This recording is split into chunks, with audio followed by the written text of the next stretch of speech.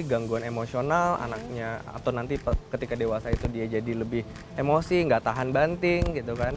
Atau yang paling parahnya mungkin terjadi psikopat.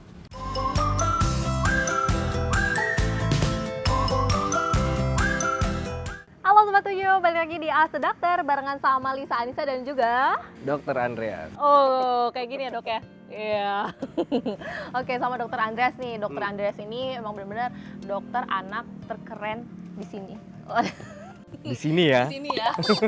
Enggak dong, di seluruh dunia dong buat aku. Amin. Aduh, amin.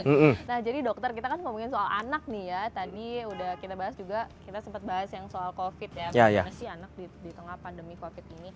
Sekarang ini ada yang menarik lagi nih. Kita bakal bahas tentang Grow Flower Children alias tumbuh kembang anak. Ngomongin soal tumbuh kembang anak nih ya, Ya. Dok. Anak ini kan sebenarnya ada golden time ya. Ya, betul. Nah, ya kan, dari dia bayi, terus udah gitu golden time-nya itu umur berapa sih dok? Ada dua. Lupa. Fase pertama golden time buat bayi bertumbuh atau anak bertumbuh itu dari 1000 hari pertama. Kapan tuh? Dari waktu hamil sampai usia 2 tahun. Oh, dari di kandungan? Di kandungan. Sampai Oke. usia 2 tahun. Itu fase terbaik, Oke. pertumbuhan tercepat. Oke. Yang kedua saat nanti pubertas. Oh, waduh, yang pubertas nih agak-agak, aduh, harus bener-bener diawasin banget. Dipantau bener-bener. Iya.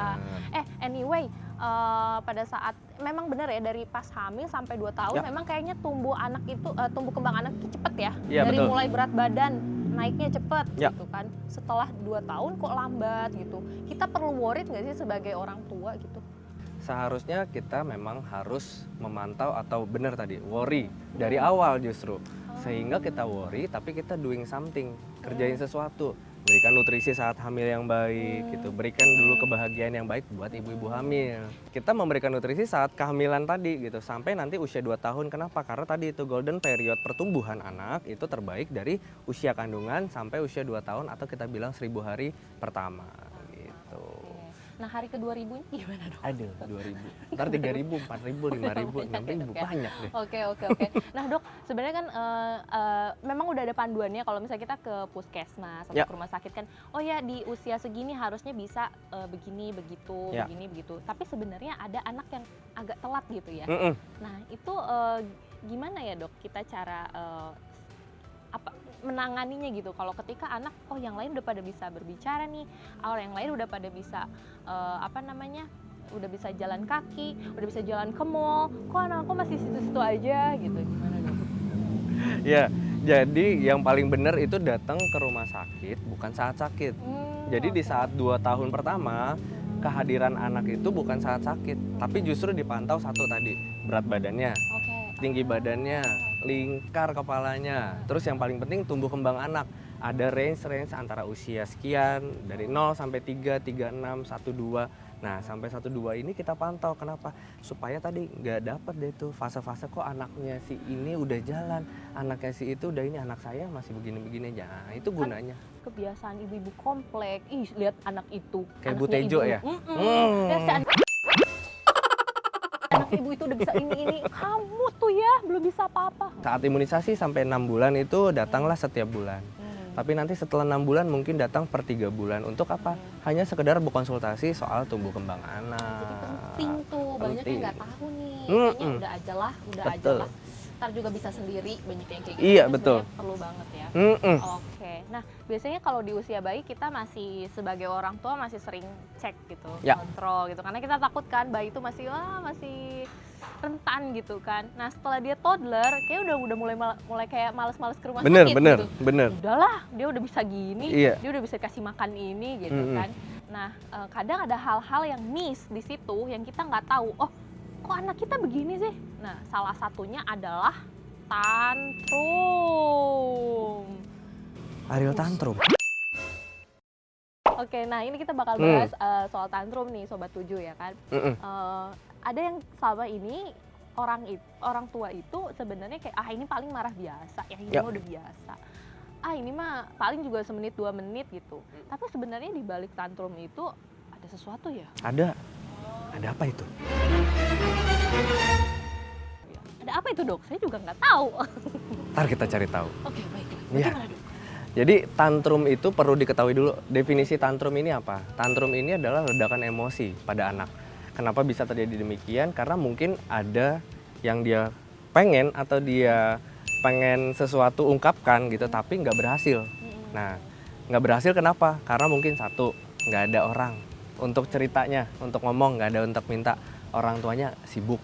Oh, harusnya anak kecil dari kecil udah harus bisa curhat ya. Iya, diajakin curhat. Yang kedua, orang tuanya selain sibuk malah justru marahin anaknya pas lagi kayak begitu.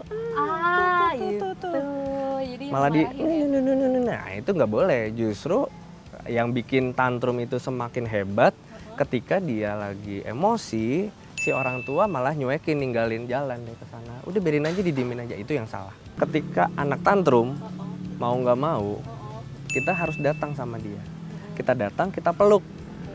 Kita tunjukkan bahwa kita sangat amat mengasihi anak kita. Artinya apa? Kasih sayangnya itu ada. Kan dia tantrum itu karena dia pengen menunjukkan emosinya. Luapan atau kita bilang ledakan, jreng gitu. Ledakan emosi harus diredam dengan kasih sayang. Jadi emosinya turun, baru nanti di situ kita kasih pengertian sama si anak berdasarkan usia perkembangannya dia. Nih mitos juga. Udah biarin aja deh, supaya apa? Supaya anaknya nggak manja, nggak besar kepala, nggak kepengen begini-begini, pokoknya semua adatnya gede, kata zaman dulu tuh, kata orang tua. Jadi didimin aja, ditinggalin. Yang ada ntar dia makin tantrum dan dia menyimpan satu traumatik sendiri, trauma. Jadi nggak boleh tuh bikin trauma. Nah, trauma inilah yang dibawa sampai dia besar. Trauma ini yang dibawa sampai besar yang akhirnya nanti bisa menyebabkan kelainan-kelainan kejiwaan lain. Tuh, jadi dia nggak berhasil meluapkan emosinya, justru malah dicuekin, dia nggak dianggap ada, dia tidak disayang. Akhirnya apa? Tersimpanlah dalam hatinya, dia trauma. Oh, saya sendiri. Oh, saya tidak ada yang pedulikan. Saya kesepian. Akhirnya apa? Nanti jadinya ya itu tadi, gangguan jiwa. Kelainan jiwa yang ketara apa sih Dok, kayak gimana? Salah satu yang paling gampang, paling standar adalah gangguan emosional. Jadi anaknya tuh jauh lebih emosi, di dewasa itu akhirnya apa? Senggol bacok. Iya, senggol bacok. Cak gitu. Wow. Nah, itu yang pertama. Yang kedua, dia berpikir secara tidak nalar. Artinya apa? Nalarnya itu tiba-tiba berubah. Artinya apa? Pemikirannya dia itu hanya dia yang memikirkan. Jadi dia nggak sadar bahwa yang dia pikirkan itu nggak pernah dipikirkan orang lain. Itu kita bilang apa tuh? Itu penyebar hoax mungkin. Nah, tuh bisa juga kayak gitu ya. penyebar hoax tuh Nah, kayaknya. jadi itu yang paling banyak ya yang muncul. Jadi gangguan emosional anaknya, atau nanti ketika dewasa itu dia jadi lebih emosi, nggak tahan banting gitu kan. Atau yang paling parahnya mungkin ntar jadi psikopat. Psikopat, ya ampun. Itu bakal mulanya dulu dari trauma ataupun jadi ya itu seperti itu. Jadi ketika dia ada ledakan emosi, tidak ada yang meredam emosinya dia. Ada nggak cara pencegahannya? Cara pencegahannya, jangan dimarahin. Jangan dimarahin. Tuh penting banget, jangan suka marah-marahin anak. Yang kedua, jangan menuntut anak. Kamu harus A, kamu harus B, kamu harus C, kamu harus D, kamu harus E, kamu harus F. Gak boleh. Jangan dibiasakan menuntut sesuatu pada anak. Kenapa? Karena usia segitu tidak harus dituntut untuk mengerti sesuatu. Jadi yang justru harus dikerjakan adalah si orang tua memberikan contoh dan membimbing bagaimana caranya dia mengontrol emosi terhadap kondisi-kondisi tertentu, sehingga anak melihat, oh iya seharusnya, oh orang tua saya seperti ini, oh ayah saya begini, oh ibu saya begini. Itu sih preventifnya seperti itu. Jadi kita mencegah anak supaya nggak meledakkan emosinya, atau bahasa kasarnya tantrum. Ketika kita melakukan hal-hal yang tidak menyenangkan gitu, itu membuat traumatik sendiri pada anak, dan akhirnya tadi cikal bakalnya nanti ketika dewasa yaitu.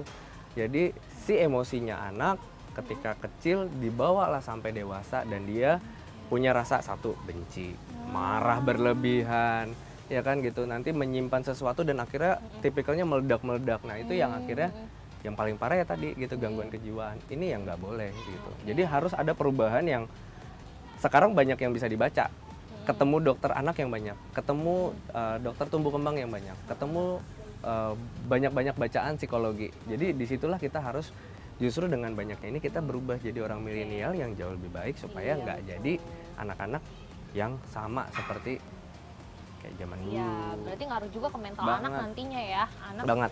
gimana caranya mental anak tetap kuat tapi tanpa dengan perlakuan seperti cubit-cubit. era jajahan gitu Iya. ya. Wah, Kita harus merdeka. kita Nah, harus itu dia. merdeka. Ya, pokoknya sebagai orang tua yang milenial ya Sobat 7 Ya. tidak membuat anaknya menjadi terjajah karena nasihat-nasihat kita, apalagi pakai cubit-cubitan. Oke deh, dokter mau dicubit? Pelan ya. Oh, ya. Oke. Dokter makasih banyak loh ya soal ini tumbuh kembang anaknya gitu kan, growing flower children. Di topik kita kali ini bener-bener ngebantu banget ya kan. Apalagi buat ayah bunda di rumah ya. Sekarang kan udah zamannya milenial, kita harus tahu cara penanganan supaya anak ini tidak menjadi sosok psikopat pada nantinya sudah besar ya kan. Kalau manja kayak aku nggak apa-apa gitu ya kan. Oke dokter, makasih banyak loh. Sama-sama. Ya, nanti kita ketemu lagi deh dok ya. Aku nanti konsultasi anak saya karena anak saya ini emang agak-agak pusing. Mungkin pusing sekali, tapi aku tidak mau memarahinya karena sekarang udah dikasih tahu dokter jangan marah-marah. Siap. Oke deh, makasih banyak dok Sama-sama. waktunya. Nah itu dia tadi Sobat 7. Nanti kita ketemu lagi di episode berikutnya di Ask the Doctor. Kalau gitu Lisa dan juga Dokter Andreas pamit undur diri. Sampai ketemu lagi. Bye-bye. Ayo dok, temenin aku cari Ayo. anakku yang hilang dan bapaknya juga yang hilang.